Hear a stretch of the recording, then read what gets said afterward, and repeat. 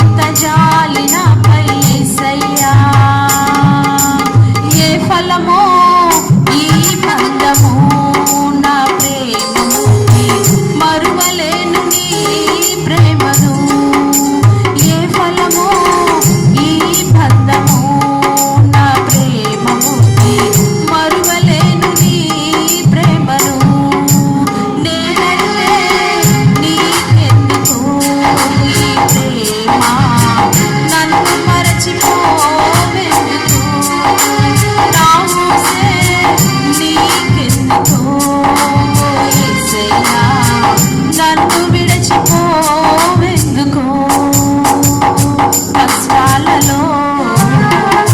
నష్టాలలో వ్యాధులలో బాధలలో కన్నీళ్లలో కడగళ్ళలో వేదనలో శోధనలో నా ప్రాణమైనావు నీవు ప్రాణమా నా ప్రాణమా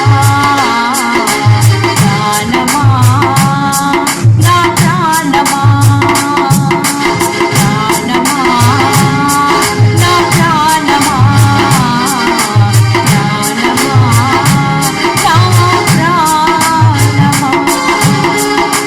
హల్లెలూయా హల్లెలూయా.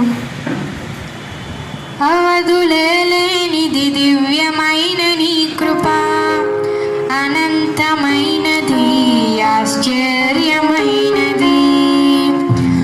అవధులేనిది దివ్యమైన నీ కృప అనంతమైనది ఆశ్చర్యమైనది. యేసయ్యా నాపై నీవు చూపిన కృప అమూల్యమైనది వర్ణించలేనిది. యేసయ్యా నాపై నీవు చూపిన కృప అమూల్యమైనది వర్ణించలేనిది. అవధులేనిది దివ్యమైన నీ కృప అనంతమైనది ఆశ్చర్యమైనది. ఊహించలేని హృదయానందమును దుఃఖమునకు ప్రతిగా దయచేసినావు. ఊహించలేని హృదయానందమును దుఃఖమునకు ప్రతిగా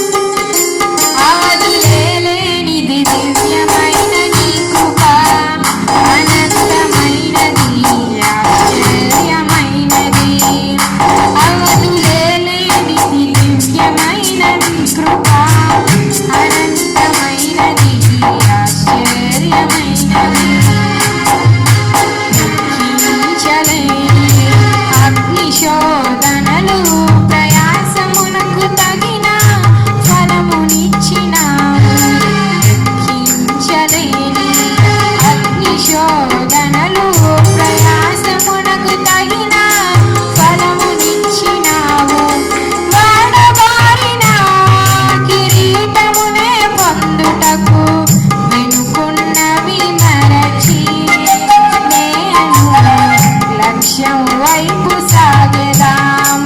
వాడబారని కిరీటమునే పొందుటకు వెనుకున్నవి మరచి నేను లక్ష్యం వైపు సాగెదాం. వాడబారని కిరీటమునే పొందుటకు వెనుకున్నవి మరచి నేను లక్ష్యం వైపు సాగెదాం. అవధులేని దివ్యమైన నీ కృప అనంతమైనది ఆశ్చర్యమైనది. అవధులేని దివ్యమైన నీ కృప అనంతమైనది ఆశ్చర్యమైనది. యేసయ్యా నాపై నీవు చూపిన అమూల్యమైనది వర్ణించలేనిది. యేసయ్యా నాపై నీవు చూపిన కృప అమూల్యమైనది వర్ణించలేనిది. అవధులేని దివ్యమైన నీ కృప అనంతమైనది ఆశ్చర్యమైనది. అవధులేని దివ్యమైన నీ కృప అమూల్యమైనది ఆశ్చర్యమైనది. Praise lord. తలలో ఉంచండి, ప్రార్థన చేసుకుందాం. ఇంతవరకు కూడా పాటల ద్వారా మహింపరచబడ్డ ప్రభు ఈ సమయంలో దేవుడు ప్రతి బిడ్డని తన ఆత్మతో నింపి నడిపించినట్లుగా మనందరం కూడా స్తోత్రాలు చెల్లించుదాం. హల్లెలూయా, హల్లెలూయా, హల్లెలూయా, హల్లెలూయా. స్తోత్రం, స్తోత్రం, స్తోత్రం. హల్లెలూయా. పరిశుద్ధ ఆత్ముడా, యేసు పంపిన వాడవు నీవేగా. పరిశుద్ధ ఆత్ముడా, సర్వాంతర్యామి. పడదాం. సర్వాంతర్యామి ఇప్పుడే దిగిరమ్మయ్యా.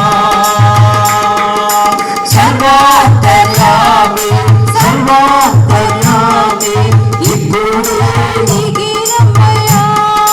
నాలో నీవు నాలో నీవు కలసి ఉండాలయ్యా.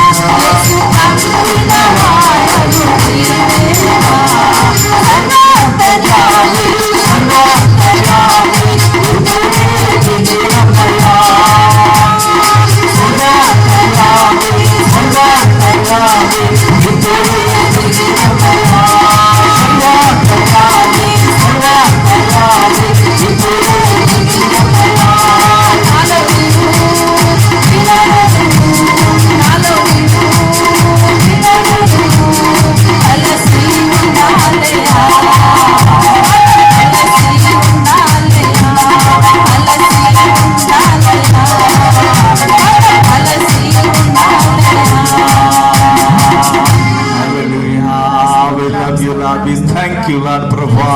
నీ సన్నిధి మాకు ఇస్తున్నందుకు స్తోత్రములు ప్రభా. మహిమ నాయన, ఘనత నాయన. హల్లెలూయా. ప్రార్థన చేసుకుందాం. ఇంతవరకు కూడా పాటల ద్వారా, ఆరాధన ద్వారా మహింపరచబడ్డ ప్రభు ఈ రోజు వాక్యం ద్వారా మనతో మాట్లాడి మనల్ని బలపరిచి నడిపించినట్లుగా పాస్టమ్మ గారు ప్రార్థనలు నడిపిస్తారు. స్తోత్రం స్తోత్రం స్తోత్రం నాయన. మహాగణుడా, మహోన్నతుడా, సర్వాధికారి, సర్వోన్నతుడా, సర్వశక్తిమంతుడా, మీ పాదములకు స్తుతులు స్తోత్రాలు చెల్లిస్తున్నాం. అయ్యా, అల్పులము దీనులము ఎందుకు పనికిరాని మమ్మలను ప్రేమించి మా జీవితంలో మరి ఒక నూతన దినాన్ని అనుగ్రహించి మరలా ఈ విధంగా మీ సన్నిధులు కలుసుకొని ఆనందించే భాగ్యం ఇచ్చినందుకై మీకు స్తోత్రాలు యేసయ్యా. ఎంతో మందికి లేని భాగ్యాన్ని మాకు ఇచ్చినందుకై మీ కృతజ్ఞతలు చెల్లిస్తున్నాం యేసయ్యా. ఏమిచ్చినా మీ రుణాన్ని మేము తీర్చుకోలేము దేవా. మీకు స్తోత్రాలు ప్రభా. అయ్యా, మీకు స్తోత్రాలు. ఇంతవరకు పాఠం ద్వారా మహిమ పొందుకున్నందుకై మీకు స్తోత్రాలు ప్రభా. యేసయ్యా, మీకు స్తోత్రాలు నాయన. మీ దాసులు నాయన వాక్యం చెప్పనై ఉంటుండగా దేవా మీకు స్తోత్రాలు. అయ్యా, మీ ఆత్మశక్తితో అభిషేకించండి నాయన. గూఢమైన సంగతులు మీరు బయలుపరచండి. అనేకమైన మర్మాలు నాయన మీరు తెలియజేయమని వేడుకుంటున్నాం. ఎంతమంది బిడ్డలైతే నాయన మరి లైవ్లో పాల్గొంది చూస్తున్నారు ప్రభా, వారందరితో మీరు మాట్లాడండి. వారందరినీ మీరు దర్శించండి యేసయ్య. వారి వారి కుటుంబాలను కూడా మీరు దీవించండి. మా సంఘ బిడ్డలందరినీ వారి వారి కుటుంబాలను దీవించండి దేవా. మీకు స్తోత్రాలు ప్రభా. ప్రతి గృహము చుట్టూ మీ కంచె కాపుదల దయచేయండి దేవా. మీకు స్తోత్రాలు. ఎవరు కూడా నాయన ఎటువంటి వైరస్లు నాయన అయా వారికి తాకకుండా మీ రెక్కలతో ప్రతి బిడ్డను కప్పమని వేడుకుంటున్నాం దేవా. మీకు స్తోత్రాలు యేసయ్య. కృంగిన వారిని లేవనెత్తండి, బలహీనలను బలపరచండి, రోగులైన వారిని స్వస్థపరచండి దేవా. మీకు స్తోత్రాలు. ప్రతి బిడ్డతో నాయన వాక్యం ద్వారా మీరు మాట్లాడి బలపరచమని అయ్యా, ఘనత మహిమ ప్రభావములు మీరే పొందుకొనమని యేసు నామమున అడిగి వేడుకొని ప్రార్థిస్తున్నాం తండ్రి. ఆమేన్. Praise Lord. హల్లెలూయా. మంచిది. కొద్దిసేపు దేవుని యొక్క వాక్యాన్ని మనం ధ్యానం చేసుకుందాం. ఈ సమయంలో మనం 1 కొరింథీ పత్రిక 12వ అధ్యాయము 24వ వచనం చదువుకుందాం. సుందరములైన మన అవయములకు ఎక్కువ సౌందర్యం అక్కర్లేదు. చాలు చాలు. దేవుని బిడ్డలారా, చూడండి, అపోస్తలుడైన పౌలు కొరింథీలో ఉన్న సంఘానికి ఉత్తరం రాస్తూ ఆయన పరిశుద్ధాత్మ కృపావరాల గురించి చెబుతూ ఆ తదుపరి 24వ వచనానికి వచ్చేసరికి ఆయన ఇటు రీతిగా అంటున్నాడు. ఏమంటున్నాడు? సుందరములైన మన అవయములకు ఎక్కువ సౌందర్యం అక్కర్లేదు అని చెప్తున్నాడండి. అంటే ప్రాముఖ్యంగా ఈరోజు పరిశుద్ధాత్మ దేవుడు మనతో మాట్లాడాలని ఇష్టపడుతున్న విషయం ఏంటంటే, బాహ్య సౌందర్యానికి ఎక్కువ ప్రాధాన్యత ఇవ్వక అంతరంగ సౌందర్యానికి ఎక్కువ ప్రాధాన్యత ఇవ్వండి అనేది వర్తమానం దేవుని బిడ్డలారా. చూడండి, ప్రస్తుత ప్రపంచంలో ట్రెండింగ్ ఏంటంటే, అంటే ఎక్కువ నడుస్తుంది ఏంటంటే, బాహ్య ప్రపంచానికి, బాహ్య అలంకరణకి ఎక్కువగా ప్రాధాన్యత ఇస్తారు పిల్లారా. చూడండి, ఎక్కడన్నా బయటికి మనం పెళ్ళిళ్ళకి వెళ్ళినప్పుడు పిల్లరా అప్పులు చేసైనా సరే పెళ్ళిళ్ళు లక్షల్లో ఖర్చు పెట్టి పెళ్ళిళ్ళు చేస్తారనమాట. పాపం తర్వాత అప్పుల పాలు అయిపోయి అవన్నీ తర్వాత సంగతి పిల్లరా. అంటే దేనికి ప్రాధాన్యత ఇస్తున్నారు అంటే, లోపల ఎలా ఉన్నా ఎవరు చూస్తారు కానీ బయటికి మాత్రం బాగుండాలి అనేది బాగా అలవాటు అయిపోతుంది అందరికి కూడా.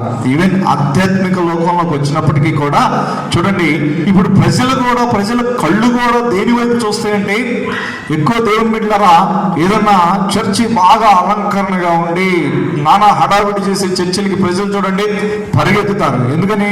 అక్కడ ఉందో లేదో తెలియదు, అక్కడ వాక్యం ఉందా లేదా, ఆదరణ ఉందా లేదా, ఇవన్నీ పట్టించుకోవట్ల ప్రజలు చూసేది ఏంటంటే హడావుడి కనపడాలి, అక్కడ ఆ లైట్లు కనబడాలి, అక్కడ అది కనబడాలి, ఇది కనబడాలి పిల్లారా. ఇలాగా ఎక్కడ చూసినా కానీ, బయట ప్రపంచంలో చూసినా, లోకంలో చూసినా, ఈ ఆధ్యాత్మిక జీవితంలో చూసినా, ఎక్కడ చూసినా కానీ ఒక ట్రెండింగ్ నడుస్తుంది. ఏంటా ట్రెండింగ్ అంటే, బాహ్య అలంకరణ. ఎక్కడుంటే అక్కడికి పరిగెడుతున్నారు మనుషులు. అదేవిధంగా వారు కూడా, అంటే మనం కూడా బాహ్య అలంకరణకి అధికంగా ప్రాధాన్యత ఇస్తున్నాం అనమాట. అయితే దేవుని పిల్లారా, ఈరోజు దేవుని యొక్క వాక్యం మనకు తెలియజేస్తుంది ఏంటో తెలుసా? చూడండి, సుందరములైన మన అవయములకు ఎక్కువ సౌందర్యం అక్కర్లేదు. వాస్తవంగా చెప్పాలంటే దేవుడు మనల్ని అద్భుతంగా సృష్టించాడు కాదా? ఇప్పుడు చూడండి, ఒక కోతిని తీసుకొచ్చి మనిషి కోతి నుండి వచ్చాడంటే ఎవరు నమ్ముతారు చెప్పండి? కోతి వంగి నడిచింది, మనమేమో చక్కగా నడుస్తాం. కోతికి మనకి కోతే మనిషి మనిషే. కాకపోతే కోతి మనిషిలాగా కొంచెం ముక్కు గీరుకోవటం అవి ఇవి చేస్తాడేమో కానీ కోతి మనిషి కాలేడు, గుర్తుపెట్టుకోండి. అదే రీతిగా ఒక ఏనుగుని తీసుకొచ్చి పెట్టి, ఏనుగు సౌందర్యంగా ఉంటుందా మనం సౌందర్యంగా ఉంటుందా చెప్పండి? ఏనుగు ఒక తొండం వేసుకొని ఏనుగు ఏం సౌందర్యంగా ఉంటుంది అంటే, నేను ఎందుకు ఈ మాటలు చెప్తున్నానంటే, దేవుని పిల్లలారా, ఏనుగు ఏనుగే, కోతే, చింపాంజే ఎవ్వరు కూడా మనిషికి సాటి అయిన వారు ఈ ప్రపంచంలో లేరు. దేవునికి స్తోత్రం కలుగును గాక. కాబట్టి మనిషిని దేవుడు అద్భుతంగా సృష్టించాడు. అందుకని ఏమంటున్నాడు తెలుసా?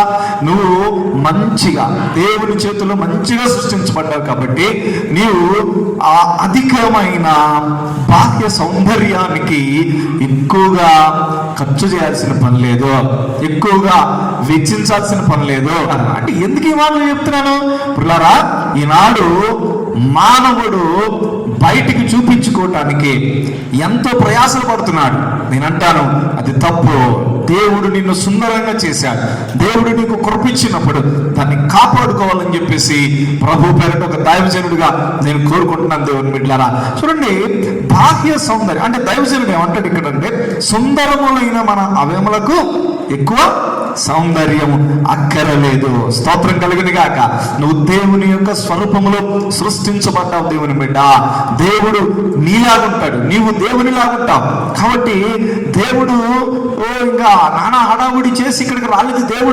దేవుడు ఎలాగున్నాడో అలాగ దిగొచ్చాడు. హల్లెలూయా. అందుకని మనం కూడా ప్రభు పోలికలో బ్రతుకుతూ దేవునిలాగా బ్రతుకుతూ ఉన్నప్పుడు దేవుడు మనల్ని దీవిస్తాడు. గుర్తుపెట్టుకోండి. చూడండి, మనం బైబిల్లో గమనించినప్పుడు ఎందుకు అవుట్ సైడ్ అపీరెన్స్ ఉండొద్దు అంటే, బాహ్య సౌందర్యానికి అధిక ప్రాధాన్యత ఇవ్వద్దు అంటున్నాడు. చూడండి, యెషయా గ్రంథం 3వ అధ్యాయం 15వ వచనం చదవండి. 3:15 కాబట్టి ప్రభు సియోను కుమార్తెల నడినెత్తి బోడి చేస్తాడంట. యెహోవా వారి మానమును బయలుపరుచును. చాలు, ఇక్కడ మనందరికీ తెలుసు. అంటే నేను ఏం మాట్లాడుతున్నాను అంటే, బహిరంగ బాహ్య సౌందర్యాన్ని మనం కొని తెచ్చుకోవద్దు. ఎందుకో తెలుసా? ఎందుకంటే దేవుడు ఏమంటున్నాడంటే ఇక్కడ, ఇదిగో సియోను కుమార్తెల నడినెత్తిని బోడి చేస్తాను అంటున్నాడు. నడినెత్తిని బోడి చేయటం ఏంటి అంటే, పిల్లరా, వాళ్ళు ఈ నెత్తి చూసుకొని, ఈ జుట్టు చూసుకొని, ఈ అది ఇది చూసుకొని ఏం చేశాడు తెలుసా? అసలు దేవుణ్ణి మర్చిపోయారు. ఇశ్రాయేల్ ప్రజల గురించి చెప్పబడుతున్న మాట ఇది. చూసారా? ఇక అదే అన్నమాట. దాన్ని చూసుకొని, ఆ నడినెత్తి చూసుకొని, లేకపోతే వాటిని చూసుకొని, వీటిని చూసుకొని దేవుణ్ణి మర్చిపోతున్నారు. అందుకని నేను అంటాను, ఇక్కడ కింద మొత్తం రాయబడి ఉన్నది, ఆ దినమున దేవుడు వారి పాదముల యొక్క భూషణాలను, సూర్య బింబాలను, చంద్రవంకలు అబ్బో చాలా పెట్టుకున్నారు వీళ్ళు. కర్ణ భూషణాలు, కడియాలు, నాణ్యమైన ముసుగులు, కొల్లాయిలు, కాళ్ళ గొలుసులు, వడ్డానాలు, పరిమళతో వైపు భరణులు, రక్షరేకులు, ఉంగరాలు, ముక్కు కమ్ములు, నాయనో, ఉత్సవ వస్త్రములు, ఉత్తరీయములు, పైటలను, సంచులను, చేతి అద్దాలు. ఈనాడే బ్యాగుల్లో అద్దాలు పెట్టుకుంటారేమో అనుకున్నాం. ఈనాడే కాదు, ఇది ఈ ట్రెండింగ్ ఎప్పుడు ఉంటుంది. ఇశ్రాయేల్ ప్రజల్లో కూడా బ్యాగుల్లో అద్దాలు పెట్టారు. అర్థమవుతుందా? ఆ చేతి అద్దాలంట, సన్నపు నారతో చేసిన ముసుగులను, తాగాలను, శాలలను దేవుడు ఏం చేస్తాడంట? తీసివేయును. 24వ వచనంలో, అప్పుడు పరిమళ ద్రవ్యమునకు ప్రతిగా మురుగుడు, నడికట్టుకు ప్రతిగా తాడు, అల్లిన జడకు ప్రతిగా బోడితల, ప్రశస్తమైన వస్త్రాలకు ప్రతిగా గోనిపట్ట. అబ్బా, చదవాల్సిన అవసరం లేదండి, మనకు అర్థమైపోతుంది. మీరు ఇంటి దగ్గర చదువుకోండి. పిల్లరా, ఎందుకని దేవునికి కోపం వచ్చింది? ఎందుకని బాహ్య సౌందర్యాన్ని దేవుడు ఇష్టపడలేదు అంటే, బాగా అర్థం చేసుకోండి. ఇది నేను చెప్తున్న మాట కాదు పిల్లరా. ఎవరైతే బాహ్య సౌందర్యానికి అధిక ప్రాధాన్యత ఇస్తారో వారు దేవుణ్ణి మర్చిపోయే అవకాశాలు ఎక్కువగా ఉన్నాయి. వాస్తవం. బాహ్య ప్రపంచాన్ని, బాహ్య అలంకరణని, బాహ్య దానికి అధిక ప్రాధాన్యత ఇచ్చినప్పుడు ఆటోమేటిక్గా మన దృష్టి దేని మీదకి వెళ్ళిపోయిందో తెలుసా? మన దృష్టి దేవుని మీద కాకుండా ఆ పై వస్త్రాల మీదకి, ఆ పై అబ్డబుల్ మీదకి, జిగేలమైన వాటి మీదకి మానవుని యొక్క నేత్రం అటు వెళ్ళిపోతూ ఉంటారు. దేవుడు కూడా అంటున్నాడు, ఇదిగో పిల్లలారా, మీరు అంతరంగంలో సౌందర్యం కలిగి ఉండండి, బాహ్య సౌందర్యానికి అధిక ప్రాధాన్యత ఇవ్వద్దు అని ప్రభువు చెప్తూ ఉండగా మనందరం కూడా దేవుని పిల్లరా అంతరంగ స్వభావానికి, అంతరంగ ఆ సౌందర్యానికి మనం అధిక ప్రాధాన్యత ఇవ్వాలి. లేదంటే ఇశ్రాయేలు ప్రజలు దేవుణ్ణి మర్చిపోయినట్లుగా మనం మర్చిపోయే అవకాశం ఉంది, గుర్తుపెట్టుకోండి. అందుకనే మనం ఏం చేయాలంటే అంతరంగ సౌందర్యానికి అధిక ప్రాధాన్యత ఇచ్చిన బిడ్డలుగా మనం బ్రతకాలి. చూడండి, లూకా సువార్త 11వ అధ్యాయం 39వ వచనం చదవండి.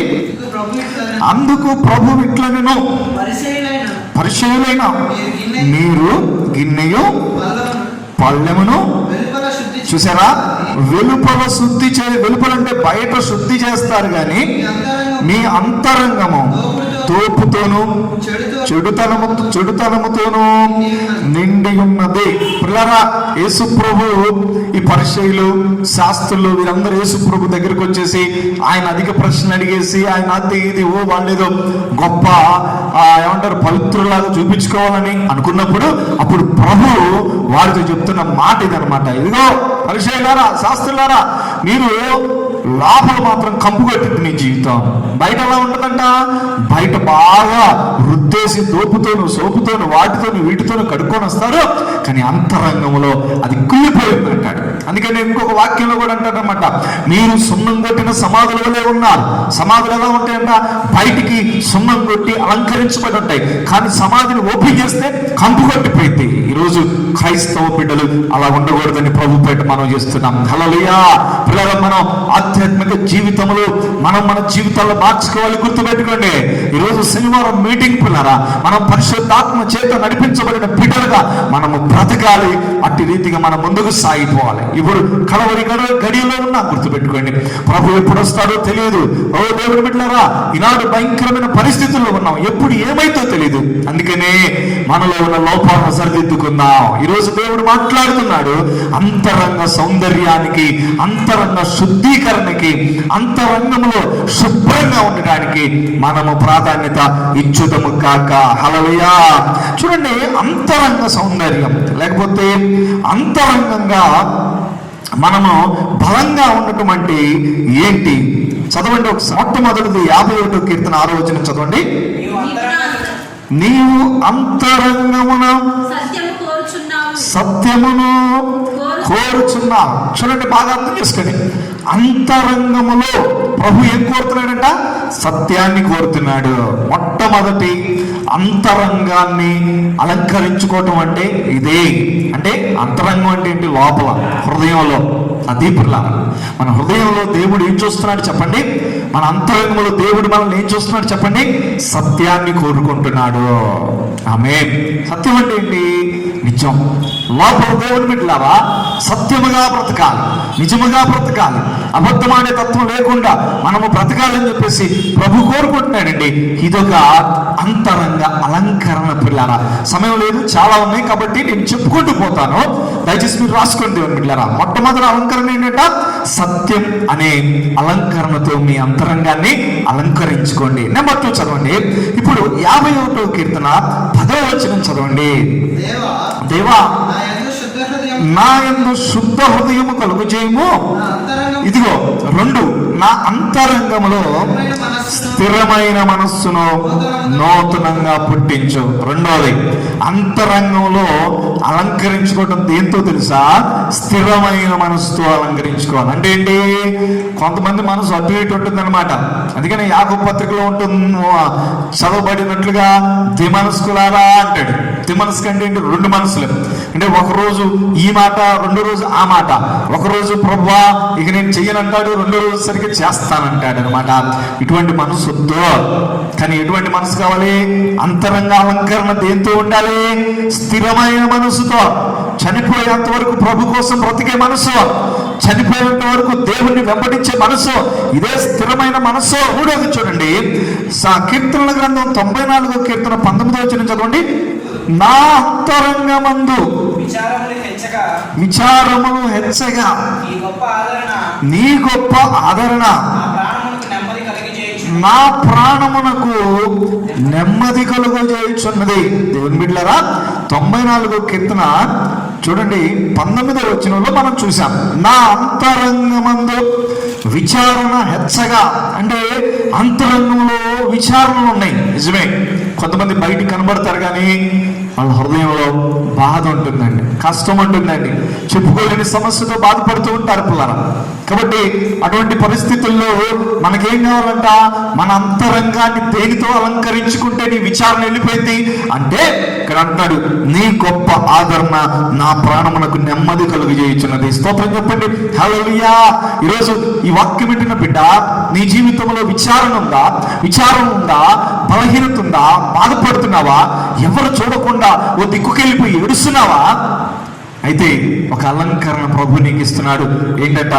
దేవుని గొప్ప ఆదరణ నువ్వు పొందుకో. హల్లెలూయా. ఓదార్పును పొందుకో. దేవుడు తన వాక్కు ద్వారా ఓదార్పునిస్తున్నాడు, తన వాక్కు ద్వారా ఆదరణిస్తున్నాడు. కాబట్టి నువ్వేం చేయాలో తెలుసా? నీవు ప్రభు సన్నిధిలోకి వెళ్ళి, ప్రభువా నన్ను ఓదార్స్తున్నందుకు నీకు స్తోత్రం అని చెప్పేసి ప్రభువుని ఆశ్రయిస్తే తప్పకుండా దేవుడు నిన్ను ఓదార్చబోతున్నాడు. స్తోత్రం కలుగును గాక. చూసారా, ఇటువంటిది ఉండాలి. కానీ ఇక విచారాలు వచ్చినప్పుడు ఆందోళన పడుకుంటూ అయ్యో అయ్యో అయ్యో అని చెప్పేసి అటు ఇటు తిరుగుతూ ఉంటే నువ్వు బ్రతకలేవు. శ్రమ దినమందు కృంగిపోతే చేతకాలం వాళ్ళం అయిపోతా. కానీ నీలో అలంకరణ ఉండాలి. ఏం అలంకరణ? ఆ దేవుని ఆదరణ అనే అలంకరణ నీలో ఉన్నప్పుడు బయట నుండి వచ్చే విచారణలు ఏమి కూడా నిన్నేమి చేయలేవు. దేవునికి స్తోత్రం కలుగును గాక. 4వది 103వ కీర్తన మొదటి వచనం చదవండి. నా ప్రాణమా యెహోవాను సన్నుతించుము, నా అంతరంగమునున్న సమస్తమా. చూడండి, నా అంతరంగమునున్న సమస్తమా ఆయన పరిశుద్ధ నామాన్ని సన్నతించాలి. వింటున్నారా? మన అంతరంగంలో ఏం ఉండాలంట? ప్రభుని స్తుతించే మనసు మనకు ఉండాలి. ప్రభుని కొనియాడే మనసు మనకు ఉండాలి. పిల్లరా, దైవజనుడు అంటున్నాడు, నా ప్రాణమా యెహోవాను స్తుతించుము, నా అంతరంగంలో ఉన్న సమస్తమా. అంటే ఏదైనా కానీ పిల్లరా, హృదయంలో ఏదైతే ఉంటుందో అవన్నీ కూడా ప్రభుకి ఏం చెప్పాలంట? స్తుతులు చెల్లించాలి. చూసారా, బాహ్య సౌందర్యం ఉన్నప్పుడు స్తుతులు చెల్లించలేదు. ఎందుకో తెలుసా? దానికి వెళ్ళిపోతుంటది మనసు. మంచిగా దేవుని బిడ్డలారా అలంకరించుకొని చర్చికొచ్చి కూర్చుంటే దేనికి వెళ్ళి చూసుకుంటూ ఉంటాం? నాకు వెళ్ళి చూస్తున్నారా లేదా, లేకపోతే నన్ను ఎవరైనా గమనిస్తున్నారా లేదా, లేకపోతే ఇది పాడైతేమో అది ఇదని చెప్పేసి చేసుకుంటూ ఉంటాం. కానీ అంతరంగంలో స్తుతులు పెట్టుకొని అలంకరించుకొని చర్చికి వస్తే ఆ వ్యక్తి కళ్ళు తెరవడు, ప్రభుని స్తుతిస్తూ ఉంటాడు, పాటలు పాడేటప్పుడు ప్రభుని మయంపరుస్తూ ఉంటాడు. అందుకని నీ హృదయంలో ఏ అలంకరణ ఉండాలో తెలుసా? నువ్వు దేవుని స్తుతించే అలంకరణ నీ హృదయంలో ఉండును కాక. అప్పుడు దేవుని స్తుతించే అలంకరణ నీ హృదయంలో ఉందనుకోండి, నువ్వు వంట చేస్తున్నప్పుడు స్తుతిస్తావు, రోడ్డు పోతున్నప్పుడు స్తుతిస్తావు, నువ్వు కారు నడుపుతున్నప్పుడు స్తుతిస్తావు. నువ్వు ఎక్కడున్నా నీ నోటిలో నుండి ఏమి బయటకు వస్తాయో తెలుసా? స్తుతులు బయటకు వస్తాయి. స్తోత్రం చెప్పండి, హల్లెలూయా. స్తోత్రాలు బయటకు వస్తాయి. అప్పుడు దేవుడిని దీవిస్తా. కాబట్టి ఇది 4. 5 చూడండి త్వరగా. సామెతల గ్రంథం 10వ అధ్యాయం 18వ వచనం చదవండి. అంతరంగమున పగ ఉంచుకొని వాడు అబద్ధికుడు, కొండెము ప్రచారము చేయువాడు బుద్ధిహీనుడు. అంటే అంతరంగంలో దేనితో నింపబడాలంటే పిల్లరా, ఏమంటారు? పగలు, కొండాలు ఇటువంటి ఉండకూడదండి. దానికి బదులుగా ఏముండాలి చెప్పండి? ప్రేమతో నింపబడి ఉండాలి నీ అంతరంగం. దేవునికి స్తోత్రం. అంతరంగ అలంకరణ, అంతరంగ స్వభావం ఇదే దేవుని బిడ్డలారా. ఈ అలంకరణ అంటే ప్రేమతో ప్రతి క్రైస్తవుడు ఒక నీడలో ఒకడు మిక్కుటమైన ప్రేమతో వ్యవహరించాలంటే మనం అధికంగా యేసుప్రభు అన్నాడు, నీ శత్రువుని కూడా ప్రేమించాడండి. నిజంగా ఆయన చూపిన బాట ఒప్పుతుందేమని బిడ్డలారా, మనందరము కూడా ఎటువంటి వ్యతిరేకమైనవి కానీ ఏదన్నా పొరపాటున నీ సహోదరుడు నీకు వ్యతిరేకంగా ఏదైనా మాట్లాడినా, ఏదైనా పని చేసినా నీ బాధ్యత ఏంటో తెలుసా? దేవునికి అప్పు చెప్పండి. అందుకని రోమాపత్రికలో ఉంది, ఇదిగో పగ దించుకున్నట్టు నా పని అంటాడు ప్రభు. పగ దించుకోవటం మన పని కాదు. ఒకటికి ఒకటి చెప్పటం, ఒకటికి ఒకటి చేయటం క్రైస్తవుల లక్షణం కాదు. గుర్తుపెట్టుకోండి, ఏదున్నా సరే నీ సోదరుడు నీకు వ్యతిరేకంగా ప్రవర్తించాడన్నా, నీ సోదరి నీకు వ్యతిరేకంగా ఏదైనా చేస్తాడన్నా, నీ పని ఏంటో తెలుసా? అంతరంగ అలంకరణ ఏంటో తెలుసా? నీవు మాత్రం ప్రేమ చూపించి దేవునికి అప్పచెప్పాలి. శిక్షించే పని దేవునిది, ఏదైనా చూసుకునే పని దేవునిది. ఇది అంతరంగ అలంకరణలో ఉండవలసింది దేవుని బిడ్డలారా. ఇంకా మనం ముందుకెళ్తే ఎఫెసీ పత్రిక 3:15 చూడండి. 6వదిగా ఎఫెసీ పత్రిక 3:15 మీరు అంతరంగ పురుషుని యందు శక్తి కలిగి. చక్కని మాట అండి. ఇప్పుడు ఇప్పటిదాకా పాత నిబంధనలో చదివామండి. ఇప్పుడు క్రొత్త నిబంధనలోకి వచ్చిన తర్వాత ఒక క్రొత్త విషయం చెప్తున్నాడు. ఏంటంటే అంతరంగంలో ఏముండాలంట? శక్తిని కలిగి ఉండాలంట. స్తోత్రాన్ని కిందకి చదివితే ఏమంటున్నాడు తెలుసా? ఆత్మశక్తి కలిగి ఉండాలి. అంతేగా అనేది ఆ శక్తి కలిగి ఆయన ఆత్మ వలన బలపరచబడాలి. స్తోత్ర దేవుని బిడ్డలారా, అంతరంగంలో ఏముండాలి చెప్పండి? శక్తి ఉండాలి మనకి. చూడండి, కొంతమంది సన్నగా కనబడతారు, బలహీనంగా కనబడతారు బయట. పిల్లరా, వారు దేవుని సన్నిధిలో బలమైన వారిగా ఉంటారండి. కారణం ఏంటి? వారి అంతరంగం బలముతో ఉంది, శక్తితో ఉంది. దేవునికి స్తోత్ర. కొంతమంది బాగా లావుగా హైట్గా భయంకరంగా కనబడతారు, కానీ అంతరంగంలో వారు 0% ఆత్మని కలిగి ఉంటారు పిల్లరా. కాబట్టి అటువంటి ప్రవర్తన కాదు, కానీ మనకు కావాల్సింది ఏంటంట? అంతరంగ అలంకరణ స్వభావం ఏంటంటే పిల్లరా, మనం దేవుని శక్తితో నింపబడి ఉండటమే. అందుకనే ఎఫెసీ పత్రికలో ఉంది, మీరు మద్యముతో మత్తులై ఉండకూడదు, కానీ దానిలో దుర్వ్యాపారం కలదు, అయితే ఆత్మ పూర్ణులై ఉండండి. ఎందుకని? ఈ ఆత్మ మీకు శక్తినిచ్చింది. ఈ శక్తితో మీరు సాతాను జయించగలుగుతారు. ఈ శక్తితో మీరు ఈ లోక యాత్రలో విజయవంతంగా నడవగలుగుతారు. ఇదే ప్రభు కోరుకుంటుంది దేవుని బిడ్డలారా. ఇంకొకటి కూడా చూడండి, 1 పేతురు పత్రిక చివరిగా అంటే 7వదిగా 1 పేతురు పత్రిక 3:4 చదవండి. సాధువైనట్టు మృదువైనట్టునైనా, చూడండి, గుణమను అక్షయాలంకారము గల మీ హృదయపు అంతరంగ స్వభావము. వింటున్నారా? పేతురు గారు ఏమంటున్నాడు పిల్లరా? అంతరంగ స్వభావం ఎలా ఉండాలంటే సాధువుగా, మృదువుగా అనే అక్షయ అలంకారము గల మీ హృదయపు అంతరంగ స్వభావము మీకు అలంకరణగా ఉండాలి. అంతేగాని పైన కొన్ని చెప్తాడు, అవి ఉండకూడదంట. మళ్ళీ చెప్తున్నాను పిల్లరా, సాధువుగా, మృదువుగా, మంచి ఇటువంటి అలంకరణ అక్షయమైనదంట. అంటే ఎప్పటికీ పోదండి.